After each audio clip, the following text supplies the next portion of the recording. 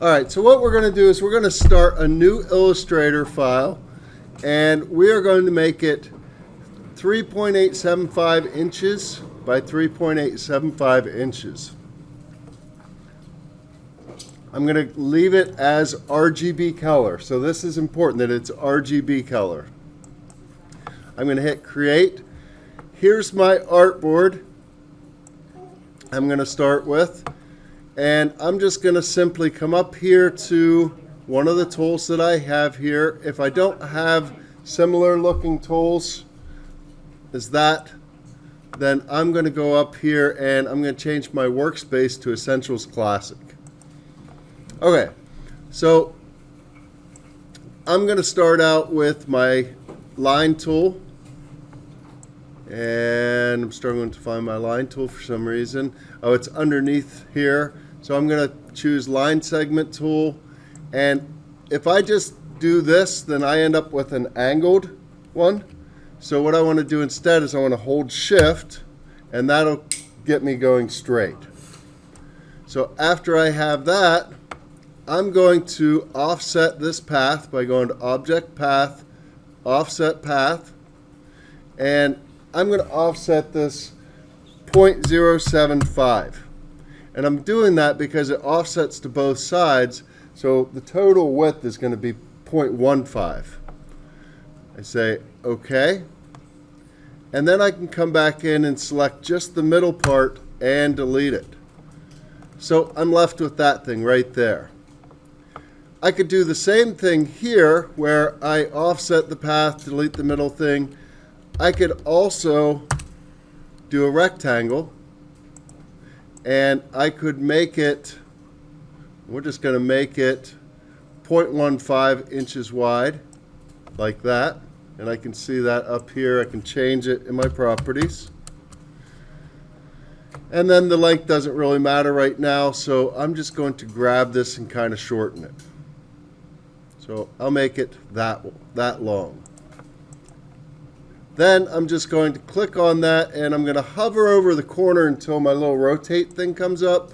And I'm just going to rotate this kind of by eye, and then I'm going to move it so that this corner down here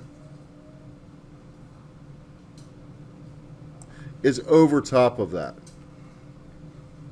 Okay? I'm going to copy that, Control C, Control V.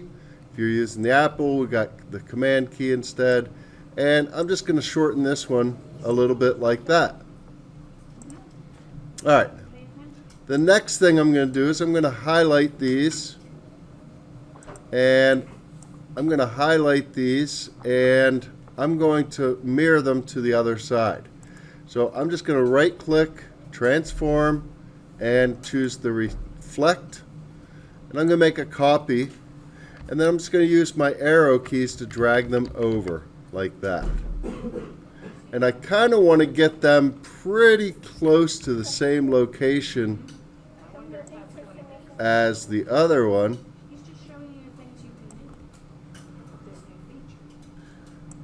Okay, so I get those kind of close there.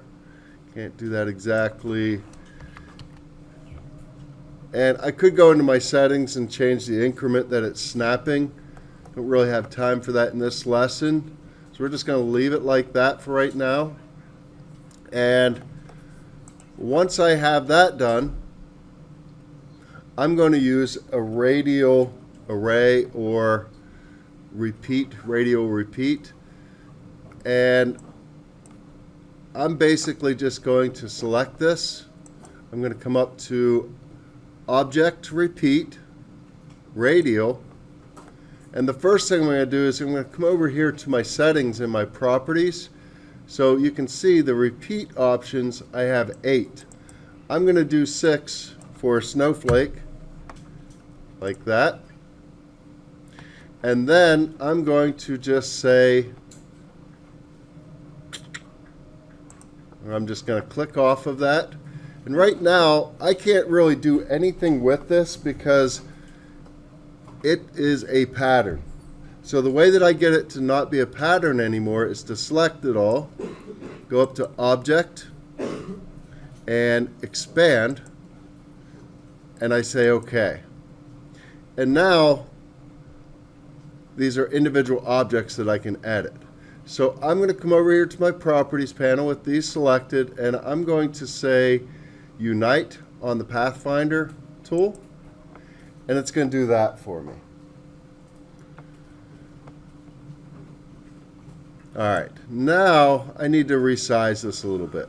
So it is about 3.4 by 3.875. So I'm just going to make this 3.75 because that's a good size for an ornament. And I'm going to come over here to my ellipse tool, and I'm going to zoom into this area right here, and holding shift down, I'm going to make that hole 0.1 diameter. So I'm going to come up here and I'm going to say 0.1. And then I'm just going to center in that space.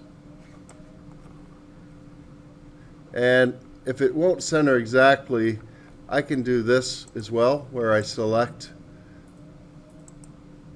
that whole thing, which is grouped together, and that circle, and I can do align, horizontal align center, and vertical align. I didn't want to do that one. Not yet anyways. And that will align it in the center of that. The next thing I can do is I'm going to do a circle in this area, holding shift again so that it's a uniform circle. And I'm going to select these things. I'm going to group these together. So this is how I want it to be right now. So I'm going to group these things together by selecting them, hitting group.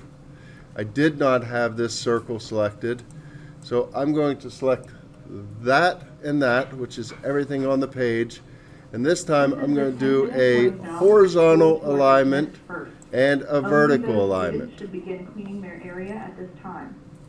So now I have that in the exact center of our snowflake.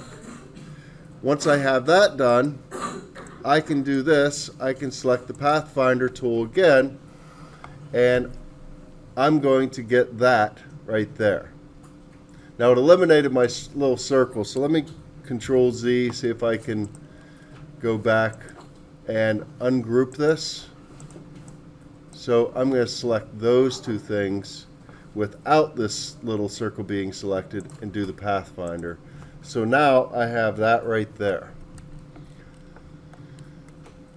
Alright, so I have a place where I can put a string. I have a place here in the middle where I can put some text. The next thing I'm going to do is I'm going to throw some text in there. And I'm just going to choose some random font here. I'm going to try this brush script, see how it looks. And I don't really like it, but I'm going to go with it anyways.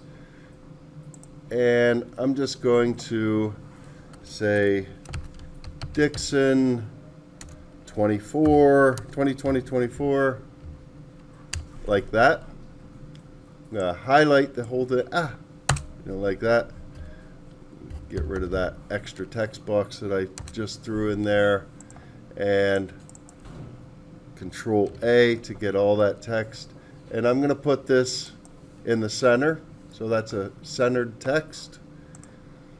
And I'm going to do that right there. And before I do anything else, I'm going to group this stuff all together again. And I'm going to use my align tool once more. So I'm going to horizontally align that and vertically. Now that I have this text in here, right now this is just simple text, and I can change this. If I right click on this, I can say create outlines, and now it's actual paths. So I'm going to make it bigger, stretch it out. I don't really care about it being distorted because I'm going to make it look good. Something like that. Right now it's all grouped together, so I can select that and say ungroup. And I can select these individually now and move them up a little bit closer. And I'll move that down a little bit. And right now, that's pretty close to being ready to laser cut. So in order to laser cut things, I have to use a certain set of colors. So I'm going to select this snowflake, and I'm going to ungroup it now because I'm done moving it around. I'm going to select that. I don't necessarily have to ungroup that either. I can always go into isolation mode by double clicking, then selecting the object. For the stroke, I'm going to click on stroke. I'm going to come down here to this little bookshelf, and I'm going to choose other library, and I'm going to go to my Google Drive and shared drives, digital media arts, and I'm going to choose laser engraving swatches, and the red is my cut line. So everything that is shown in red is going to cut. Now I can't do a fill with that because I'd be trying to cut a million lines here. So instead I want the stroke to be red, and it's the red with the little white corner there, and I want the fill to be that. Okay, so the next thing is that stroke thickness needs to be 0.001 for the laser engraving software to see what's going on. So I need to choose this one as well, change that to red, 0.001. Then I'm going to choose this text here. So I will select all of that, and I'm going to make the fill that black. So this is basically going to engrave it. It's going to remove the material that's inside of, that's basically filled there. So it's like the opposite of filling something. It's removing all that material right there. And again, it's the black with the little white triangle at the bottom of it. Okay, getting closer. So this is a little bit boring here. It's just going to have only cutout parts. So we're going to do one more thing. I'm going to select that triangle. I'm going to double click it so that I can select the snowflake without this little circle. I'm going to go to Object Path, Offset Path. And this time I'm going to offset inward 0.05. So I'm going to use a minus 0.05. And it's going to look something like that. Now since this is an individual line weight, if I left this red, it's all going to cut away and drop out. So I'm going to click on that, and I'm going to make this stroke that blue with the little white triangle and no fill.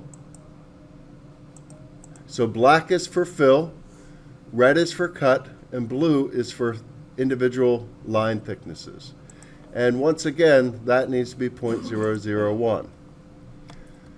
This is ready to be laser cut right now.